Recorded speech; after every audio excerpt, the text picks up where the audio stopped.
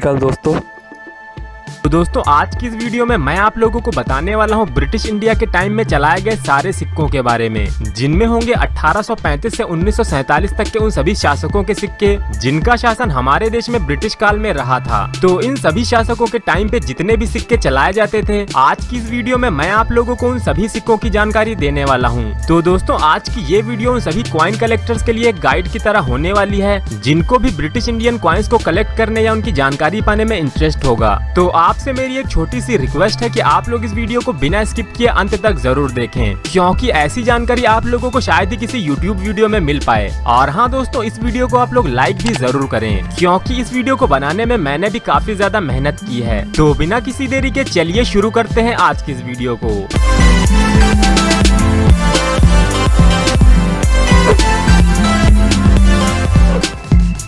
तो दोस्तों हमारे देश में ब्रिटिश इंडियन कॉइन्स की शुरुआत होती है 1835 से, और इन सिक्कों का अंत हुआ 1947 में भारत की आजादी के बाद। तो हम इन ब्रिटिश इंडियन सिक्कों को भी दो भागों में बांट सकते हैं, जिसमें पहला भाग है 1835 से 1858 तक, जिसे ईस्ट इंडिया कंपनी के नाम से जाना जाता है, और वहीं दूसरा भाग शुरू होता है 1862 से और खत्म होता है 1947 में, और इस भाग को कहा जाता है ब्रिटिश सरकार राज।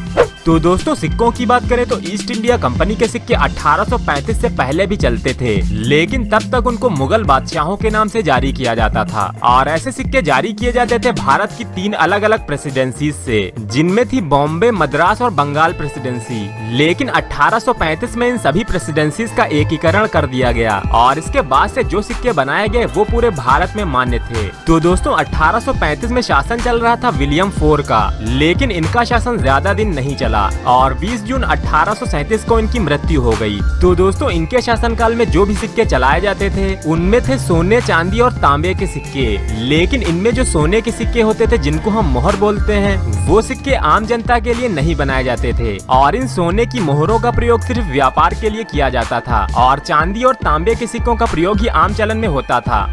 तो विलियम IV के शासनकाल में जो चांदी के सिक्के चलाए जाते थे उनमें था 1 रुपी, हाफ रुपी, क्वार्टर रुपी और 2 आना, और 2 आना से छोटे मूल्य के सिक्कों को तांबे या कॉपर में बनाया जाता था। तो इन तांबे के सिक्कों में जो सिक्का सबसे बड़ा होता था वो था ये हाफ आना का सिक्का, और इसके बाद आता है 1 क्वार्टर आना और 1/12 आना। और दोस्तों इनके अलावा बात करें गोल्ड कॉइन्स की, तो 1835 में ऐसा 1 मोहर और 2 मोहर का सिक्का भी चलाया जाता था, और इस 1 मोहर में होते थे 15 रुपए, यानी कि ये 1 सोने की मोहर का सिक्का बराबर था 15 चांदी के रुपयों के। लेकिन दोस्तों जैसा कि मैंने पहले ही बताया है कि सोने के सिक्कों का इस्तेमाल सिर्फ व्यापार और शाही भेंट के तौर पर ही किया जाता था, और ये सिक्के आम चलन के लिए वैध नहीं थे। तो दोस्तों इसके बाद 20 जून 1837 से शासन संभाला क्वीन विक्टोरिया ने, और इनके शासन का अंत होता है 1901 में इनकी मृत्यु के साथ। तो विक्टोरिया के शासनकाल में 4 अलग अलग तरह के सिक्के जारी हुए थे। इनमें पहले 2 तरह के सिक्के वो थे जिनको की ईस्ट इंडिया कंपनी के काल में जारी किया गया था।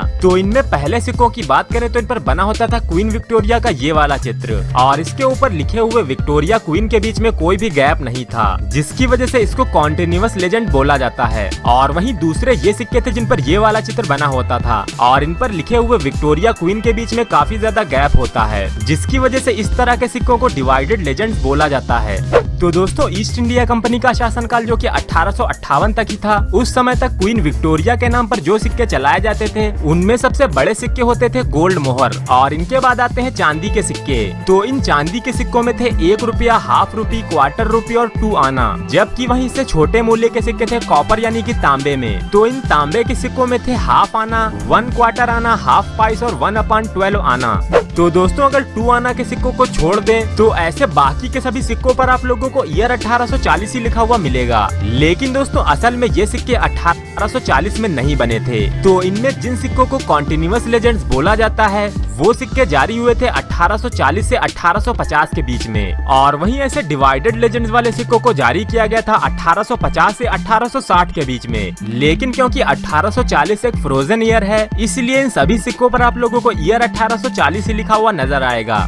तो दोस्तों 1857 के स्वतंत्रता संग्राम के बाद भारत पर ईस्ट इंडिया कंपनी का शासन खत्म हो गया था और अब सत्ता की बागडोर सीधे ब्रिटिश क्राउन के हाथों में आ गई थी। तो इसी के बाद आता है क्वीन विक्टोरिया के सिक्कों का दूसरा दौर, और इस दौर में भी क्वीन विक्टोरिया के ऐसे दो तरह के सिक्के जारी हुए थे। जो पहले सिक्के 1862 से 1876 तक जारी हुए थे, उन पर क्वीन विक्टोरिया लिखा होता था, लेकिन 1876 में लागू हुआ रॉयल टाइटल्स एक्ट, जिसके बाद क्वीन विक्टोरिया को भारत की महारानी की उपाधि दी गई, और इसी वजह से 1877 के बाद से सिक्कों पर विक्टोरिया क्वीन की जगह पर विक्टोरिया एम्प्रेस लिखा जाने लगा। तो दोस्तों 1862 से 1901 तक जो सिक्के चलाए गए थे, उनमें से जो सबसे बड़े सिक्के थे वो थे गोल्ड मोहर, जिनमें थे 1 मोहर, 10 रुपी और 5 रुपीज के सोने के सिक्के। और दोस्तों मैं यहाँ पर आप लोगों को बता दूं कि 1 मोहर में होते थे 15 रुपए। तो दोस्तों इनके बाद आते हैं चांदी के सिक्के, और इनमें थे 1 रुपी, हाफ रुपी, क्वार्टर रुपी और 2 आना के सिक्के। और साथ ही इससे छोटे सिक्के जो कि कॉपर में बनाए जाते थे,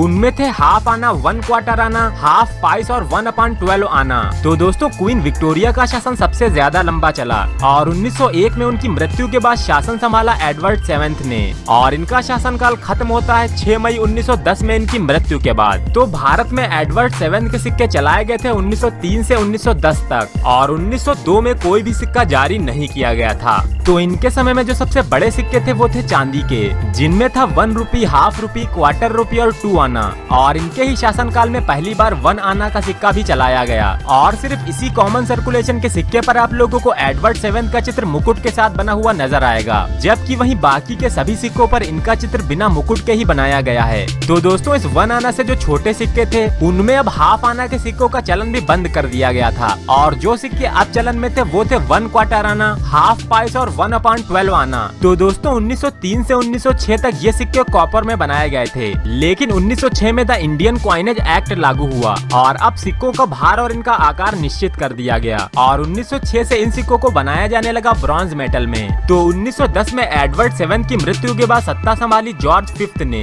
और जॉर्ज 5 के चित्र वाले सिक्के चलाए गए 1911 से 1936 तक। तो इनके कार्यकाल में जो सबसे बड़ा सिक्का बनाया गया था वो था 15 रुपए का सिक्का, और ये था एक गोल्ड कॉइन। और इनके अलावा जो चांदी के सिक्के बनाए गए थे उनमें थे 1 रुपी, हाफ रुपी, क्वार्टर रुपी और 2 आना के सिक्के।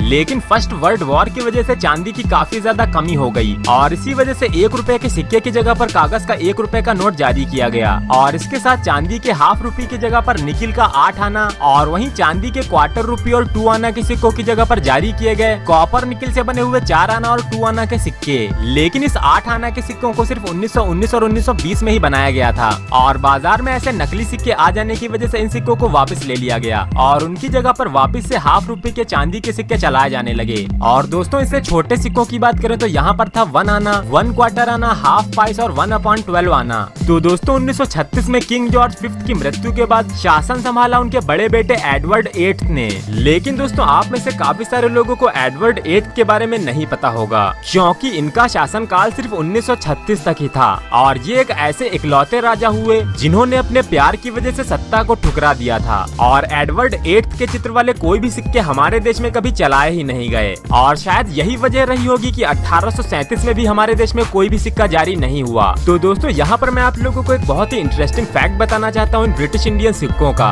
तो दोस्तों आप लोगों ने इन ब्रिटिश सिक्कों पर एक चीज गौर की होगी कि इन पर कुछ शासकों के चित्र बाईं तरफ देखते हुए बनाए गए थे, और वहीं कुछ के चित्र दाईं तरफ देखते हुए बने होते हैं। तो ऐसा होने की वजह यही है कि ब्रिटेन में एक ऐसा चलन है कि हर एक पिछले शासक के बाद अगले शासक का चित्र उस सिक्के के अपोजिट डायरेक्शन में बना होगा, और ये चीज आप लोग इन सभी सिक्कों में देख सकते हैं। और किंग जॉर्ज 5 और किंग जॉर्ज 6 का चित्र एक ही तरफ इसीलिए था क्योंकि इनके बीच में 1 साल तक किंग एडवर्ड 8 का शासन रहा था। तो इसके बाद शासन संभाला जॉर्ज 5 के छोटे बेटे जॉर्ज 6 ने। तो दोस्तों भारत में जॉर्ज 6 का कार्यकाल था 1936 से 1947 तक, लेकिन उनके चित्र वाले सिक्के जारी होना शुरू हुए थे 1938 से। और इनके समय में जो सिक्के चलाए जाते थे उनमें से सबसे बड़ा सिक्का था 1 रुपी का सिक्का, और इसके बाद आते हैं हाफ रुपी और क्वार्टर रुपी के सिक्के जो कि चांदी से बनाए गए थे। लेकिन इनमें सिर्फ 1938 और 1939 के सिक्के ही प्योर सिल्वर में बनाए गए थे, जबकि वहीं सेकेंड वर्ल्ड वॉर में आई चांदी की कीमतों में बढ़ोतरी की वजह से सिक्कों में चांदी की मात्रा आधी कर दी गई, और 1940 से 1945 के बीच में जो भी सिक्के बनाए गए थे उनमें चांदी की मात्रा सिर्फ 50% ही थी। और दोस्तों इनसे जो छोटे मूल्य के सिक्के थे